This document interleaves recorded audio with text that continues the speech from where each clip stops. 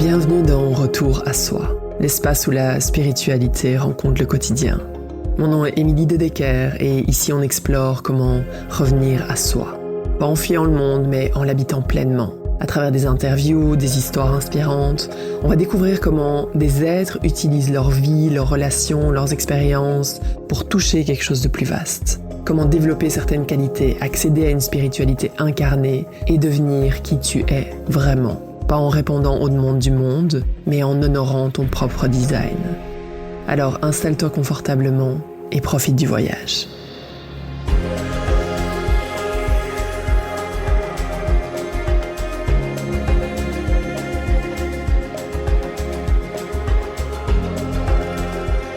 Salut à toi et bienvenue dans ce nouvel épisode de Retour à Soi. Après quelques semaines de pause, tu vas comprendre pourquoi. Et dans cet épisode, j'ai vraiment envie de t'inviter à vraiment faire le bilan de ton année 2025 et voir où tu as envie d'aller en 2026. Et je vais t'expliquer exactement ce que j'ai fait pour m'aligner vraiment avec... Parce que les choses bougent tellement rapidement au quotidien que c'est vraiment essentiel de prendre ces moments-là.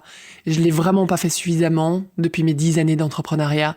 Et c'est vraiment important parce que sinon on est happé en fait par le monde, par la rapidité, par toujours faire plus. Et si vous êtes des super achievers comme moi, donc vous aimez créer, vous avez toujours 2500 idées, ce que je vais vous partager aujourd'hui va vraiment être important, ok ?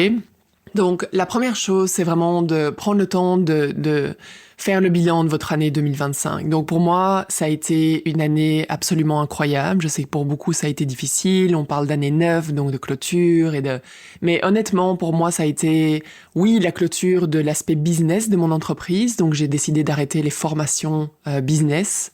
Et puis j'en ai déjà parlé dans des précédents épisodes. Et j'ai fait mon plus grand lancement ever. C'était le lancement qui me faisait le plus peur du plus grand contenant que j'ai jamais eu, qui durait 4 mois. Et qui est le contenant le plus incroyable que j'ai eu, que j'ai ouvert jusqu'au jour d'aujourd'hui. Est-ce que ça se dit ? Je sais même pas. En tout cas, tu vois ce que je veux dire. Donc, si je repense à cet été, juste avant de démarrer Satnam, j'avais à la fois ce feu et cette envie, et en même temps tellement de peur de me dire, mais qui je suis pour faire un programme comme ça ? Et au final, je pense que j'étais vraiment prête pour le faire. Tout a été incroyable. J'aurais pas pu rêver à rassembler une plus belle cohorte que cette première cohorte. Vraiment. Et honnêtement, c'est un deuil d'arriver à la fin. Ça a toujours été un deuil d'arriver à la fin de certains programmes. Mais j'avoue que celui-là, c'est...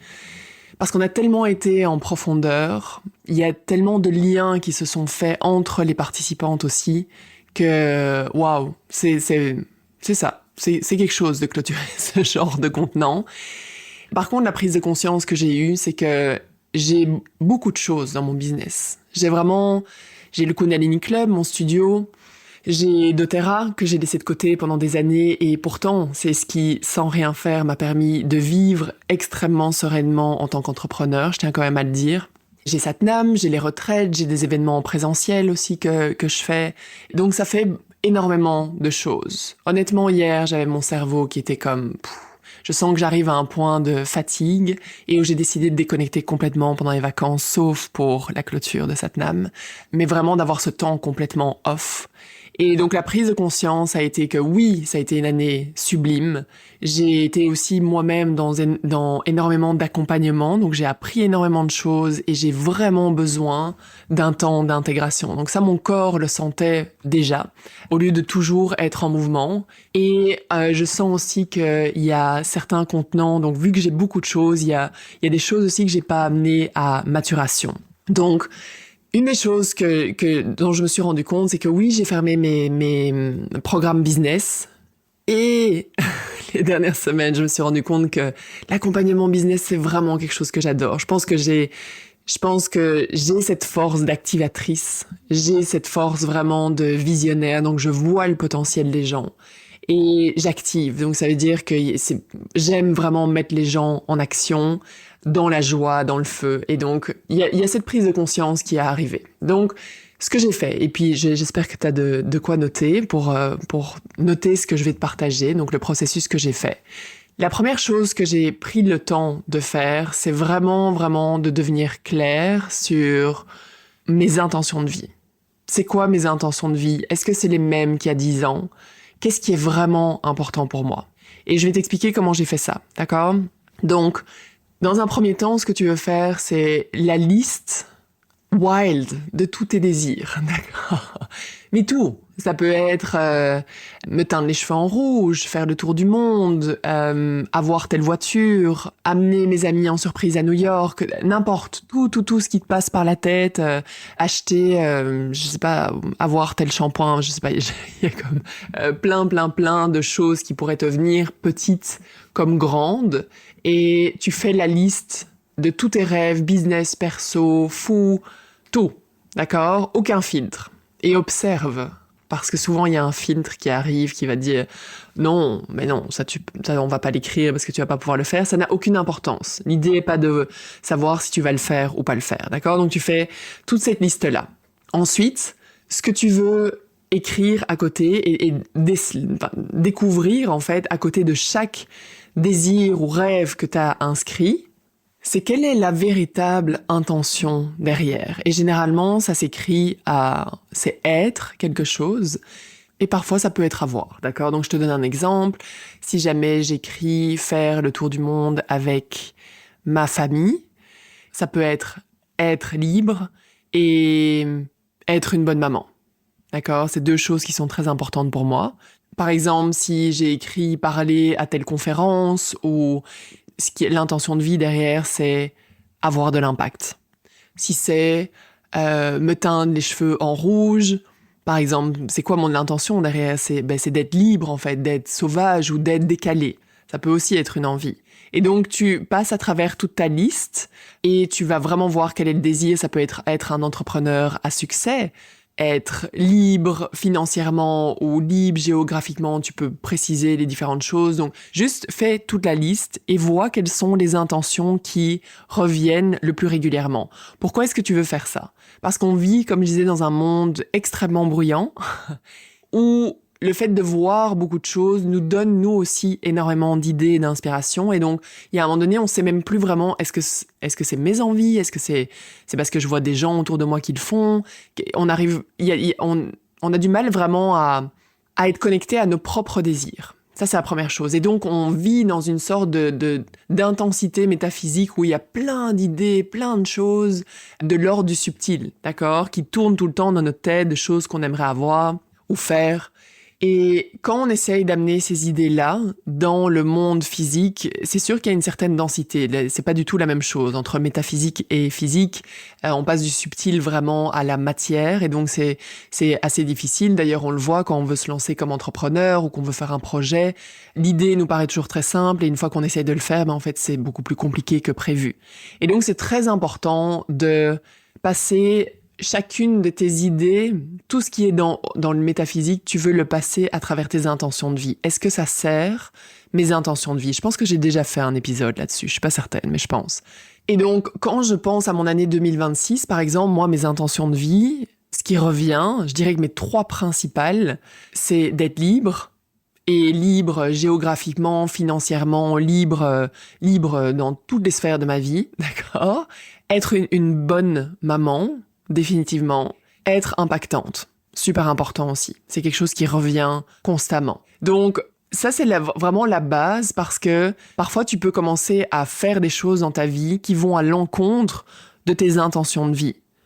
Et j'avais déjà donné l'exemple, pour celles qui sont dans mes contenants, vous l'avez déjà entendu 1000 fois, mais à un moment donné, j'avais envie d'ouvrir une librairie, un café-librairie.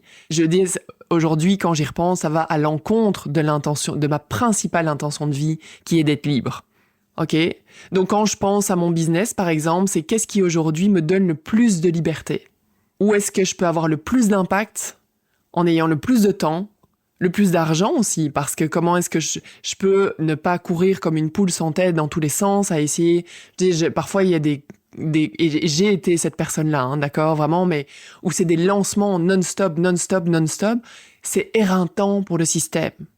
Aujourd'hui, je désire absolument plus ça pour moi. D'accord? Donc, c'est important que tu saches vraiment quelles sont tes intentions de vie et t'assurer que, ok, est-ce que mon année 2025 a répondu à ces intentions de vie? Oui, non, ok, comment est-ce que j'ajuste? Ça, c'est la première chose. Ensuite, ce que je vais faire, c'est que je vais créer des objectifs. Et souvent, ce que je vois, c'est des gens qui ont une liste de tâches infinies et qui confondent presque tâches et objectifs. C'est comme si la journée entière était une to-do list et je sais même plus vraiment quel est l'objectif qui va servir mon intention de vie. Donc quand j'ai mon intention de vie, je vais aller voir quels sont les objectifs qui vont aller servir ça. C'est aussi simple que ça. Et la nuance entre tâche et objectif, c'est qu'une tâche, généralement, quand tu l'as faite, tu vas avoir un soulagement. Donc, par exemple, quand j'ai fait ma comptabilité, je suis soulagée. Quand j'ai fait mes publications sur les réseaux sociaux, je suis soulagée. C'est pas un objectif. Donc, l'objectif, il doit y avoir quelque chose d'excitant dedans. Et éventuellement de la peur. Ça, c'est les meilleurs objectifs. C'est quand il y a les deux. D'accord ? Et donc, quand je prends être libre, être impactante, être une bonne maman, c'est quoi mes objectifs au niveau pro, au niveau perso? Donc, il y a peut-être des entrepreneurs qui écoutent, peut-être qu'il y en a qui sont pas entrepreneurs. Au niveau personnel aussi, quels vont être tes objectifs? C'est quoi la direction que tu as envie de prendre? Généralement, un objectif va te demander du temps, de l'argent. Généralement, au moins un des deux, définitivement. Aussi des contacts, ok? De vraiment embarquer des gens avec toi dans ton rêve. Généralement, c'est ça que ça prend pour aller atteindre tes objectifs. Ensuite, une fois que j'ai ça, généralement, je vais avoir, une dizaine d'objectifs que j'ai envie d'atteindre. Ce que j'ai fait, donc, c'est que je me suis sortie au restaurant il y a une semaine ou deux semaines peut-être, et où je suis partie avec mon carnet, j'ai écrit, et donc j'avais mes intentions de vie, objectifs, et ensuite, j'ai travaillé avec l'intelligence artificielle, ok, avec ChatGPT. Et je veux vraiment, vraiment, vraiment préciser une chose super importante. C'est que j'utilise ChatGPT parce que je sais ce que je désire à l'intérieur de moi. Je l'utilise juste comme structure, d'accord? Comme une certaine guidance, tu vas voir aussi, mais je sais à l'intérieur de moi qui je suis, où j'ai envie d'aller et ce que j'ai envie de faire. Et c'est vraiment, vraiment, vraiment important parce que ce que je vois, c'est, par exemple, on travaille énormément avec des entrepreneurs, c'est des gens qui utilisent l'intelligence artificielle en espérant que ça les sauve, ça leur donne les idées, ça leur dise exactement quoi faire, sauf qu'en fait, elle va toujours dire ce que tu veux. donc vu que toi, tu ne sais pas, ce que ça fait, c'est que ça crée encore plus d'anxiété. Et donc, ça fait des discussions infinies et infinies et infinies. Et donc, c'est vraiment important de faire le travail en amont, de savoir justement les intentions, objectifs, et savoir ce qui est présent, et que tu aies des pratiques qui te ramènent à ton essence et à ce que tu désires réellement. Et si tu sais pas, tu viens sur le Kundalini Club, d'accord? Première chose à faire.